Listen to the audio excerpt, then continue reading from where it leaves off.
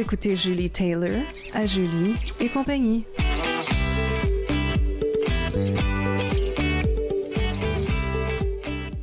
Mon invité aujourd'hui est Patrice de la boutique Robinson, une boutique de maroquinerie qu'on retrouve ici à Sutton. Bonjour Patrice. Allô Julie. Comment ça va? Ça va bien toi? Oui. Je t'ai pas privé de ton café? Non. Écoute, on s'est parlé brièvement au téléphone. J'étais très curieuse de te rencontrer. Tu as un parcours quand même assez atypique. Tu as un background en marketing. Mm-hmm. As-tu le goût de me parler un petit peu de ça, là? Comment ça en est venu à t'installer dans notre région? De mon cursus. Moi, j'ai travaillé à Montréal beaucoup en marketing. Je suis un designer graphique. Je fais de la photo. Fait que je suis multidisciplinaire autour du marketing, mais au niveau création. Oui, parce que quand on pense à l'industrie du marketing, qui est très différent probablement que le côté plus organique d'un réseau social, là. Ouais. Donc, tu viens du background en marketing. Il y avait le volet client, volet projet, volet pitch, volet création. Je pense qu'il y avait des allées très distinctes. Ouais. Alors, toi, tu étais du côté créatif? Ouais. Fait que moi, on me collait les shots de design. Là, genre, fais-moi un banner 10% vert avec... tu sais, puis moi, je faisais le design. Donc, toute la relation client était interprétée déjà, puis on t'amenait le résultat de ça. Exact. Puis on te donnait des mandats. Puis là, quand tu étais dans ce milieu-là... Ça, c'est mes premiers jobs, là. Tu sais, comme... À quel âge? J'avais 22. J'en ai 46. OK. T'as étudié en quoi? J'ai étudié au collège privé en design. Après, j'étais allé à l'UQAM. J'ai fait toutes sortes de cours. Là. J'ai fait des cours libres à l'école de design graphique. Mais j'ai fait aussi, en parallèle, un certificat en gestion. Parce que pendant ce temps-là, j'étais en agence. Oui. Fait que là, je travaillais. Puis, j'avais pas le luxe de faire des bacs là, après bac. Fait que j'ai décidé de plus continuer en gestion parce que j'étais déjà dans l'agence. Fait que je voyais pas le but de faire un bac en design graphique. Fait que là, j'ai continué à travailler. Tout ton parcours vers ta job, c'était fait, là. Oui. Là, t'avais besoin de... je voulais comprendre plus le côté client, là, les chargés de compte qui me donnaient, dans le fond, des directives créatives par rapport aux clients. Mais, tu sais, tout ça, aujourd'hui, a pris comme le bord parce que c'est même pas ça que je fais. Là. Puis c'est même pas là où est-ce que je suis allé après, en fait, en gestion. Là. J'ai juste continué à travailler, mais plus en agence. Je suis tombé côté client. Comment on est en agence puis on tombe côté client? Ouais.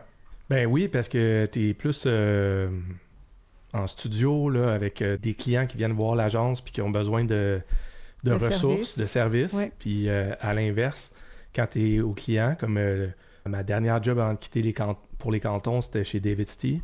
Puis là, eux, c'est l'inverse. Ils n'ont pas besoin d'aller voir une agence. Ils ont toute leur équipe à l'interne créative. Puis je pense qu'aujourd'hui, c'est comme plus le... moi, je trouve que c'est un beau modèle à avoir, là, avoir des gens à l'intérieur, in-house, en bon français, là, pour ça. Ça, c'est quelle année, dans cette agence-là? 2007, 2007. On recule quand même, là, c'est avant la montée des réseaux sociaux, parce que là, j'imagine que ça va de soi, là. Ouais. Côté client puis création, je pense que les attachés à quiconque client a besoin d'être variés dans les deux. Ouais. Puis que je suis allé en Europe, je me suis fait mon stage parce que là, il n'y avait pas de... J'avais avec l'OFQJ qui était l'Office franco-québécois pour la jeunesse. Oh, c'est nice! Je suis allé à Bordeaux, dans ce coin-là, me faire un stage de 6 mois. 6 mois. Ouais. Un stage web. C'était vraiment numérique. Ouais. J'étais payé, là, tu sais. Il était très avancé, plus avancé que nous, peut-être, en web? Non, c'était pareil. C'était, Différentes cultures de travail, par contre? C'était juste, culturel, valeur. Le temps aussi consacré à ça, c'était vraiment différent. Là. Peux-tu m'en parler un petit peu? Puis est-ce qu'il y a quelque chose que tu as rapporté? Que j'ai retenu? Oui. Très familial, quand même. Tu sais, c'était pas dans des grandes villes. Là. J'étais dans une ville qui s'appelait Pessac-Léognan. Pessac, en fait, c'était... Pessac-Léognan, c'est l'appellation du vin. Mais Pessac, c'était le parc industriel où est-ce que moi j'étais. Fait que tu sais, c'est pas Paris là, non plus, c'était pas un grand centre urbain. Fait que je pense que les valeurs que moi j'ai rencontrées là sont aussi les valeurs d'une petite ville. Où est-ce que les gens accordent beaucoup de place pour... il y a l'océan pas loin. C'est très l'apéro, là, souvent, là, à 4 heures, les gens ont soif. Fait que... Donc l'apéro un côté... quotidiennement. Oui, un côté décontracté, social. Mais performant en même temps. C'est juste... Je sais pas comment le dire. Là. Peut-être un peu laisser aller. Il y a un peu de laisser aller. C'est peut-être moins pour le côté... derrière la tête tout le temps. D'accord. C'est peut-être ici, il y a des gens qui sont très workaholic ou qui vont peut-être garder un petit peu plus ça, le travail en arrière de la tête. Je sais pas. Donc, j'entends peut-être, je vérifie avec toi, est-ce que dans ces moments de détente et de laisser aller, c'est peut-être même plus propice à la créativité? Ce qui faisait qu'ils étaient pas moins performants? Parce que parfois, justement, quand on a un fond de trame puis qu'on est préoccupé, je sais pas toi en tant qu'artiste, mais ça peut nous couper notre source d'inspiration. Oui, complètement. Là. La distraction, puis autant consciente ou inconsciente. Oui. Ouais. Alors, tu es à Montréal, tu travailles en agence. Oui. Ouais. Mais là, je reviens, puis c'est ça, j'ai envie de vivre autre chose que l'agence, fait que je commence à être plus dans des jobs côté client. Là. J'ai été pour une compagnie de mode aussi qui s'appelait Manhattan, dans Côte-Vertu, dans ce coin-là. Fait que c'est une autre perspective. Puis, on se parlait, puis tu sentais déjà le besoin de faire quelque chose de plus manuel, de plus aligné. Ouais. Puis tu étais un peu en quête de ça. On recule à quel âge, là? Quel âge t'aurais eu dans ce temps-là? Ben, c'était plus ma dernière job, là. Mettons, plus qui c'est... Ben, j'ai jamais été un fan de job de bureau, là. Si j'aurais retourné en arrière, tu sais, je ferais plus une job technique ou j'aurais même peut-être sauté complètement dedans la maroquinerie tout de suite, là. Je sais qu'il y a un cours au Cégep du Vieux-Montréal là-dedans. Tu sais, j'aurais peut-être fait ça. Ah oui, hein? Mais, ouais. Mais tu sais, je suis à une époque, moi, j'ai une cuvée où est-ce qu'on disait, tu sais, fais un bac, l'université... Guillaume Lepage était ambassadeur de l'UQAM. Là, c'était vraiment UQAM qu'on entendait souvent. Okay. Les coms UQAM. Fait que je sais pas, j'étais moins attiré par le côté technique et manuel, les DEP, oui. La construction, je sais pas. J'ai pas été poussé vers là. Fait que, mais revenir en arrière, je pense que ça a toujours été dans moi, dans le fond. Là. Fait que, autant jeune qu'à ma dernière job, où est-ce que là, j'ai vraiment décidé de plus avoir d'augmentation de salaire, mais plus, je demandais du temps à chaque fois. Que c'était important pour moi, là. Mais là, j'étais dans une tranche d'âge aussi où est-ce que je trouvais que le temps, c'était plus précieux que de l'argent. Oui. Il y a quand même, je crois, une démarche à faire dans la vie pour apprécier le temps. Je pense que avec les responsabilités, le temps devient plus précieux. Puis avec ça, ben, il y a un éveil aussi à ce qui est important. Mm-hmm. Alors, tu as fait ce passage-là en quête de quelque chose, te donner du temps, puis faire un travail plus manuel. Puis tu me disais que tu as fait des expériences pour savoir vers quoi tu pourrais te tourner pour vivre ça. Vrai. À Montréal, ben, tâton, là, tu sais, à regarder, voir ce qui est... Tu sais, je suis une personne très curieuse, là, fait que j'aime le bois, j'aime le travail le bois, fait que c'est mon premier réflexe. Mm-hmm. Mais là, dans un 4-5,5... un planeur puis une dégaucheuse, ça rentre pas vraiment. Là. Fait que là, je cherchais des coops. Je me suis abonné à une coop qui s'appelait Clark, sur Clark. J'ai fait un îlot. J'ai fait mon meuble de travail chez nous. Mm. Mais tu sais, j'étais comme... Il n'y avait pas vraiment de lien pour moi avec le vendre aussi ou d'y travailler. Le seul c'était pas un bon fit. essai... Non, c'était pas un bon fit. Mm. Dans le ressenti, là, c'était pas quelque chose que je ressentais... Puis là, le cuir est arrivé là, par la bande en regardant des YouTube. Là, il y avait la montée YouTube. Là, c'est comme 2014. Là. Fait que il y avait beaucoup de monde qui exposait ce qu'ils faisaient. Là, tu commençais à aller voir pour régler tes problèmes d'auto ou de bois ou n'importe quoi. Le DIY, en fait, le DIY chez toi, là, c'était comme vraiment là. Puis... j'ai vu beaucoup de monde qui faisait le cuir, puis là, j'étais comme, crème, ça se fait super bien chez toi, ça, dans le fond. C'est un beau hobby pour commencer. Oui. Fait que là, les vendredis se sont consacrés à ça, dans le fond. Les temps que j'avais de ma job à Montréal, je les passais vraiment à ça, là, à faire ça. Fait que t'as troqué avec ton boss une journée off au lieu d'avoir des augmentations de salaire. C'est quand même avant-gardiste, là. C'est pas tout le monde qui ferait ça. Ta mère, t'as-tu questionné, allô, où est ta tête? Non, puis ma copine à l'époque, tu sais, dans le fond, je gagnais super bien ma vie, là, déjà. J'avais la chance d'avoir encore mon plein salaire, mais juste plus d'augmentation. Fait que je faisais juste retirer des journées, dans le fond. Des demi-journées, tranquillement. Ouais. Dirais-tu que ça a été un turning point pour toi? mon turning point, c'est que quand je leur ai dit j'ai besoin d'encore plus de temps pour déménager en région, puis qu'ils ont dit ben ça marchera pas, fait que j'ai perdu ma job. Fait que ça a été le turning point. Mais tu sais, avant pandémie, il n'y avait pas de télétravail possible. Il n'y avait aucune ouverture sur le fait d'avoir autre chose dans ta vie que le travail. Là. On dirait que même encore aujourd'hui, je trouve que les taux se referment encore vers cette productivité-là qu'on sent vers les bureaux. Là. Oui. Comment on appelle ça? La présidentielle. Ben tu sais, aujourd'hui, ils appellent ça la présentielle. Tu sais, là, on dirait que je sens que ça revient tranquillement. C'est comme, oh, tu as eu du télétravail, c'est correct. On te demandait juste une présentielle une journée, là, c'est rendu 3. Puis check bien ça, là, revenez tranquillement. Fait que c'est ça, ouais. La vie est faite que la roue est faite qu'on travaille 5 jours, puis c'est comme ça, mais... turning point? Oui, le turning point. Ben c'est ça marchait plus pour eux. Ils me voulaient à Montréal. Fait que là, on a déménagé. Fait que là, j'étais comme, bon, ben, on saute, là. C'était le temps avec la mère de ma fille de déménager. Ouais. Là, on partait, des nouvelles aventures. Wow. On était allé à Harford. On a loué de quoi, puis là, j'avais plus de job, là. C'était avant COVID, ça? Ouais. OK. Fait que t'as trouvé quelque chose en location à Harford. Ouais. Puis, t'as aimé la région? Vous êtes pas vraiment. Pas Harford. Ah non, pas aimé Harford. J'ai aimé les cantons. Ben, nous autres, on critique pas à la radio CID, fait qu'on va changer de sujet. Ouais. Non, je m'excuse. J'ai aimé je niaisais. Okay. Harford, c'est pas pour toi. C'était moins pour... en fait, je vais valoriser par le plus, le positif. C'est que j'ai rencontré des gens, que tantôt tu m'as parlé, mais qui ont changé ma vie. J'ai rencontré des gens à Frelichburg que j'ai eu des opportunités de travail. T'sais. Fait que là, mon premier pattern, c'est que j'avais rencontré une agence à Harford. Ça a été un échec. Là. Ça n'a vraiment pas marché pour moi. D'accord. Là, après, j'ai rencontré des gens Frelichburg. Oui. J'ai rencontré... partageais tes valeurs. On parlait de... Jean-Martin Fortier. Ouais. Avant, j'ai rencontré Philippe Chouanière, la famille Chouanière, qui ont Honeka. OK. Ils m'ont engagé. Oui. Honeka, ça, c'est les produits savon de beauté, etc. de soins corporels. Biologiques. Oui. OK. Ça a été... je pense que j'ai été leur premier employé. Puis ça a été ma première job dans les cantons, tu sais. OK.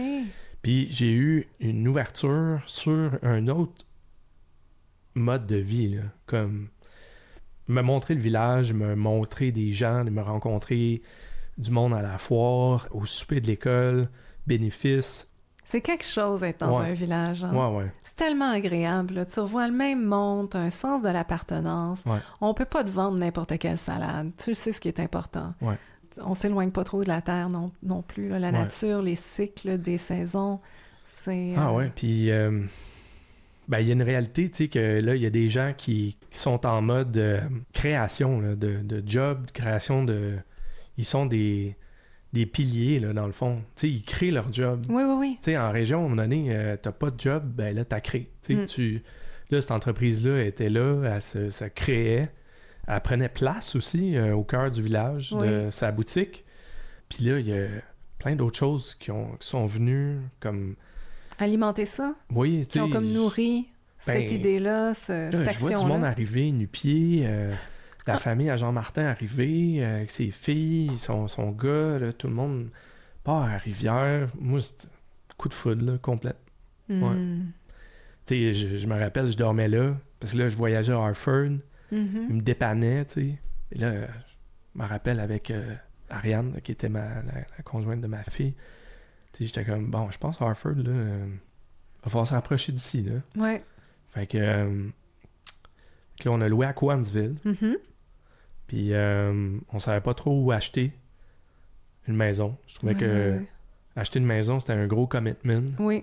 Faut être sûr de son coup, là. C'est pas pour tout le monde, la campagne. Hein? On sent que tu avais déjà identifié que c'est pour toi, mais entre Harford puis ailleurs, tu as vu que la communauté, c'est important pour s'enraciner. Fait que là, tu es en quête de ça va être de où communauté, chez toi? Puis de monde. Fait qu'on a loué là 2 ans. On a eu un enfant, une fille. Oui. Puis moi, j'ai continué. Là, même ma copine à l'époque a travaillé chez Honeka, tu sais, puis là, on s'est comme arrangé, on était dans le coin. Là, finalement, on a acheté une maison à Brigham. Puis là, il y avait encore cette mentalité-là d'être pas loin de la 10 ou à mi-chemin. Là. C'était comme un safe space, Brigham. Puis c'est là que en tout cas, pour revenir au cuir, mais comme ça appartient à Harford aussi. Oui, c'est ça que j'allais dire. C'est moi qui vais faire le topo. Alors, de Montréal, les vendredis, tu t'en donnes à cœur joie, tu travailles le cuir. Ouais. Est-ce que tu vendais déjà tes produits? Non. Non, tu étais juste dans le cuir. Ouais. Là, tu voulais plus de temps. Puis l'employeur dit non. Etsy a vu le jour. OK. Mais c'est à Harford que Etsy a comme plus... OK, fait que là, vu que tu étais arrivé en région, tu n'avais pas ton emploi original, tu travaillais le cuir, puis tu trouvais des façons de faire la mise en marché de ces produits que tu faisais. Ouais. Puis tout ça, là, c'est à partir d'un DIY, puis d'un feeling. Ouais, puis là, ben, soudainement, là, sur cette grande aventure dont tu parles, tu as trouvé de plus en plus à t'enraciner dans une communauté, puis vivre ton rêve.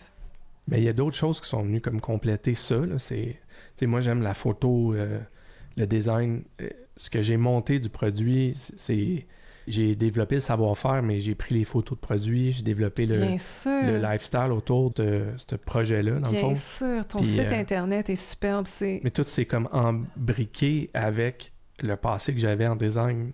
Exactement. Ouais. Est-ce que tu as vu que la vie t'avait préparé à quelque chose? Non, à l'époque, non, mais là, je le vois. Là. En perspective, oui. Mais là, tu sais, Etsy, puis à Harford, il y a eu aussi j'ai fait une petite collaboration qui a fait que j'ai changé de site. J'ai collaboré avec WeSurf, qui était à l'époque un magazine surf culturel télé, puis en ligne. Puis là, je me suis dit, il faut que j'aille de quelque chose qui a plus d'allure qu'un Etsy. Puis j'ai fait un site web, je l'ai designé. Puis là, ça a commencé à devenir plus sérieux. Dis-moi ton site web, c'est quoi le nom? C'est lacompagnie-robinson.com. Est-ce qu'on écrit au long compagnie? Oui, LACOMPAGNIEROBINSON.com. Oui. Hey, allô! Avez-vous des idées ou des questions à partager? Aimeriez-vous être mon invité à l'émission? Juste allez sur julietaylor.ca et laissez-moi un message. Merci! C'est comme une ode à la compagnie de la baie du Son à l'époque. Feu compagnie de la baie du Son. Oui, un genre de trading company, un sentiment d'héritage, de legacy. Aux États-Unis, ou côté anglophone, on dit souvent Co. Là. Oui. Fait que Hardware Co. Company. Julian Co. Oui. Des collaborations. Aujourd'hui, on parle de collaboration, mais Co invite aussi à l'idée d'une collaboration et non pas juste d'une compagnie dans sa forme.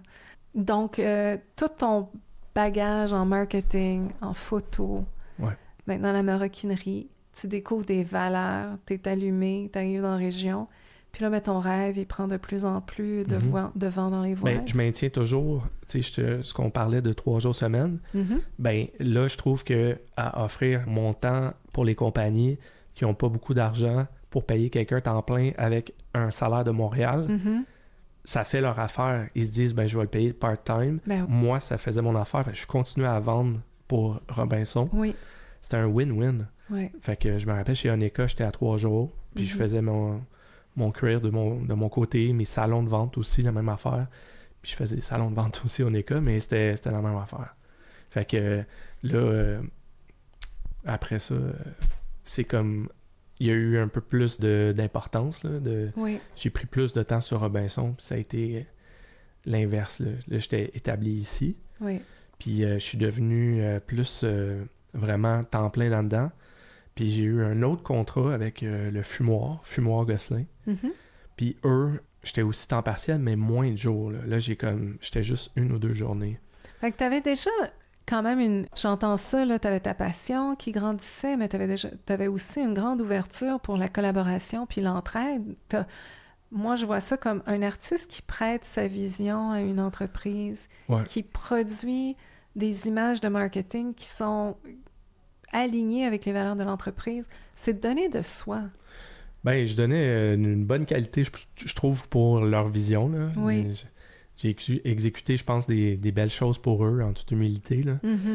C'est quand même... tous les packaging sont chez IGA pour Fumoir, c'est moi qui le design. Oui, oui. Fait que je suis vraiment choyé. T'es interrelié, on dirait, à leur succès. Oui, ils sont responsables en grande partie aussi là, pour leur qualité. Évidemment, mais il y a quand même un petit pourcentage qui fait que t'es... Comment dirais-je? On est atome crochu dans ça. Oui. Puis ça, c'est donner de soi. Puis souvent, t'as pas cette vision-là que si tu donnes de toi, tu t'appauvris. C'est ça qui est très intéressant. Tu sais, t'es capable de step in dans le projet puis épauler des projets. Je comprends que c'est pour un salaire, mais n'empêche, t'as pas cette impression que ça appauvrit ton projet. Non. Faut juste apprendre à dire non des fois, tu sais. Pour le temps, mais non. Fait que là, t'es à temps plein dans Robinson? Ah oui, là, je manque de temps. Oui. Là, il faudrait que tu parles à toi, puis dire « je voudrais une journée off », non? Ben là, je suis rendu, tu sais, j'engage des gens. Je suis à un autre niveau, là, où est-ce que c'est épeurant, en fait, tu sais, de se commettre financièrement, d'y croire, de faire grossir, mais là, j'ai des gros contrats, j'ai des affaires à livrer, puis j'ai une boutique à Sutton, j'ai une boutique en ligne. Là, mes produits sont en vente chez d'autres partenaires de vente. Oui.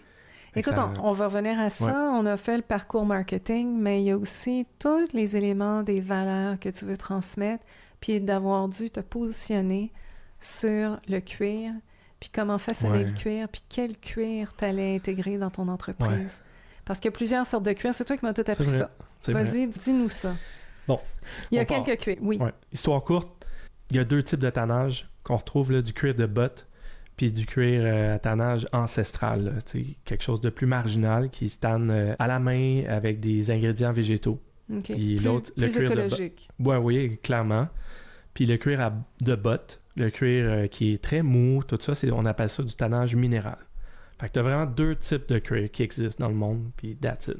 Minéral, là, c'est quoi la source? C'est-tu métaux minéraux? Ouais, il y a des métaux dedans parce que là, l'ingrédient chimique, je sais pas, mais c'est du chromium, du sel de chrome. C'est vraiment mauvais pour l'environnement. C'est bleu, les gens sont déformés. Oui, en grande dose. C'est cancérigène. Ceux qui manipulent ça sont affectés dans leur santé. 100%. Et l'environnement. Et l'environnement, parce que j'imagine que souvent en Inde, tu sais, les pays puis ensuite, il faut laver tout ça dans l'eau. Ça va dans les cours d'eau. Ouais. Moi, j'ai un dire, pardonnez-moi d'interrompre, je trouve que il y a beaucoup d'entreprises qui usent et abusent des ressources collectives pour un profit puis des gains personnels. Fait que la façon dont je vois ça, c'est qu'en tant que citoyen, on a une grande responsabilité de vérifier et valider où on dépense nos dollars. Si j'achète quelque chose qui est plus aligné avec l'écologie, qui va être profitable pour quelqu'un, n'empêche, oui, bravo, mais qui ne va pas laisser un dégât dans les cours d'eau parce que l'eau pure, l'air pur et la terre pure sont des ressources collectives. Ben, je pense que tu as dit dans la phrase, là, le profit, c'est profitable. Ben, je pense que c'est la première vision d'une entreprise qui n'est pas malheureusement la bonne. Et moi, je pourrais faire plus de profit, mais ça me coûte plus cher de matières premières. Mais c'est ça, dans le fond, la première étape, c'est de déterminer ton cost de produit, ton prix coûtant. Ben, ta matière première fait partie de l'intrant là-dedans. Puis malheureusement, les entreprises vont toujours aller chercher une matière qui coûte le moins cher possible. Pour avoir une plus grande marge dans le produit fini. Ouais. Mais ça, selon moi, ça laisse des dégâts. Puis eux, ils prennent pas la note pour les dégâts collectifs dans l'eau parce que ça pollue, puis dans l'air. Ouais. Alors, c'est là où la collectivité puis les citoyens ont une dette, mais le profit se ramasse dans la poche du privé. Ouais. C'est un exemple. C'est pas le seul exemple. Ben, ça prend de la traçabilité, en fait. Oui, c'est un peu tout ça qui fait que pour moi, le casse-tête du profit, si on ramenait ça à local, il y aurait quelque chose de plus gagnant. Parce que les profits seraient redistribués localement de par l'emploi qui soutient des familles, qui nourrit moi, des j'engage enfants, des gens, tu sais, d'ici. etc. Ouais. Il y a comme un beau cercle gagnant pour moi quand on pense à une économie locale. C'est une économie qui est plus responsable. Un produit plus responsable. Alors, parle-moi de ton produit responsable. Tu as choisi une matière qui coûte plus cher, mais qui est meilleure pour l'environnement. Puis c'est ça que tu manipules. Ça s'appelle le cuir. Au tannage végétal. Mais ça, c'est pas un faux cuir en passant, tout le monde. Ça reste une peau d'animal. Oui. Mais il est traité. Post-consommation. Oui. Moi, si tout le monde me dit qu'il mange pas de la viande, je sais pas ce qui se passe chez IGA, mais il y en a du steak, là. Fait que pour l'instant, moi, tu sais, c'est un choix. J'ai décidé de prendre du cuir de vache, post-consommation. Post-consommation, ça veut dire que la vache est déjà décédée. Ça n'a pas été abattu pour sa peau, là. Je pense que c'est une légende urbaine. Peut-être que ça existe, mais en tout cas, La tannerie où je l'achète, c'est audité et c'est certifié écologique et éco-responsable. Puis, ouais, c'est plus écologique, c'est tannage végétal, c'est ça. Après, il y a une troisième matière qui rentre dans tout ça, qui se retrouve sur nos tablettes comme consommation, là. C'est du plastique. On appelle ça il y a des greenwasher marketing qui appellent ça du cuir vegan, mais c'est deux mots paradoxalement opposés. Ça part du pétrole. Ben oui, c'est du plastique, donc c'est pas une matière animale, puis c'est pas... Mais ça, c'est pour une autre gamme de consommateurs qui veulent pas faire souffrir des animaux, peu importe comment et pourquoi. Ouais. Et donc, eux, ils ont accès à ce produit-là pour ressembler au cuir, si on le voulait. Oui. Tu sais, là, après, il y a plein de calculs et de valeurs qui rentrent là-dedans. Moi, dans mes valeurs, je pense qu'une matière première, ça devrait passer par un calcul qui détermine si c'est un byproduct, donc quelque chose qui a déjà été extrait de la terre. Il y a quelqu'un aux États-Unis récemment, j'ai vu une vidéo, puis ça n'est pas parlé en entrevue. Je pense qu'une peau de cuir, ça vaut 20$. Mais les os, pour un... tu sais, tout est vendu, hein. Une fois qu'une vache est abattue, sa viande est vendue, son gras est vendu, ses os, ses pattes, c'est tout. Son fœtus. Au final, ce qui reste, c'est sa peau. Sa peau, ça vaut rien. Je pense que c'est vendu ou jeté pour à peine 10$. Okay? D'accord. Fait que là, les tanneurs rachètent ça, finissent le produit, puis en font un produit dérivé. Un produit dérivé. Et, donc, il y a une récupération de quelque chose qui irait au vidange. Ouais. Puis là, c'est là où tu rentres en ligne de compte. Oui. Tu choisis la façon que c'est fini. Oui, puis je trouve que c'est extrêmement durable. Écoute, on parle moi, je pense une vie entière, mais là, je vais le savoir juste quand je vais mourir. Si mon portefeuille a duré toute l'année. Là, c'est plus ton problème. Ouais. Mais revenons à ces beaux portefeuilles, ces gammes de produits que tu fais, ce legacy, ce héritage des valeurs qu'on a touchées pendant qu'on échangeait. Je pense que ça a mis en lumière beaucoup ce à quoi tu crois. Sur ton site Internet, lacompagnie-robinson.com, on retrouve des agendas, des portefeuilles. Des couvre-agendas, oui. Des ceintures. Ceintures, sacs. On a des totes sacs, portefeuilles, petits portefeuilles. Laisse à chien, courroie de caméra. Je fais aussi dans l'utilitaire. Fait que là, on travaille avec du coton ciré aussi. OK. Ça aussi, ça développe une patine, puis tout ça. Là, très intéressant. Et pour revenir à la patine, puis c'est avec ça que je voulais terminer, il y avait une citation que tu utilisais avec ton produit. Beau avec le temps. Beau avec le temps. Oui. Je trouve que comme notre objet, en fait, qu'on a toute notre vie, là, devrait juste s'embellir et non se dégrader puis devenir un déchet. Il devrait s'embellir comme nous, les humains, on devrait s'embellir. Oui. Puis moi, ce qui me séduit, en fait, là, comme le bois, c'était vraiment d'avoir un vieux sac là, que tu as traîné toute ta vie, puis que tes enfants vont avoir. Puis qu'il y a une histoire. Qu'il y a une histoire, qu'il y a un legs, qu'il y a un héritage, puis qui va continuer encore de vivre 3-4 autres décennies en plus de sa propre vie qu'il y a eu. Moi, je trouve que c'est...